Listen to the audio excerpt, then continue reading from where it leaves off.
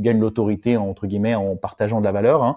Et enfin, la polémique, bien entendu, puisque Oussama Ammar a été quand même passé dans les médias. Donc, est-ce qu'il y a aussi un côté où il faut faire et du personal branding et passer sur les médias? Je ne sais pas. Mais en tout cas, d'avoir peut-être du média vous permet aussi peut-être d'avoir une impulsion et des haters, etc. Donc, finalement, le côté polémique a plus fait grossir son audience et sa visibilité, mais il était déjà connu quand il apportait de la valeur à The Family, et je suis pas certain, donc il faudrait lui demander, je suis pas certain que d'avoir été polémique, c'est-à-dire d'avoir fait du mensonge et des trucs comme ça, par exemple, si je tape Oussama Ammar, je suis pratiquement sûr que voilà, si je vais dans les shorts, voilà, le best mytho ever, tu vois, voilà, bon, là on parle d'Oussama Ammar, l'histoire du resto, voilà, donc c'est des gens qui se foutent de sa gueule, hein, finalement.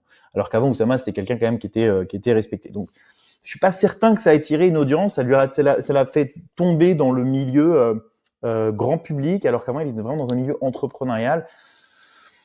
Il faut savoir le type d'audience que ça attire, je sais pas. Il est peut-être content comme ça, mais en tout cas, aujourd'hui, effectivement, il peut vendre des petits produits, il peut faire à peu près ce qu'il veut avec n'importe quoi. Il peut vendre, effectivement, comme on l'a vu dernièrement, il vend des pierres hein, pour son château qu'il va démolir, puisqu'en fait, il a une audience tellement énorme avec des gens qui le suivent de partout dans le monde, qui est tellement visible qu'il peut vendre absolument n'importe quoi en ligne. Alors que quand tu as une petite audience, faut avoir des produits un peu plus complexes, un peu plus chers, un peu mieux montés pour pouvoir faire la différence. Alors,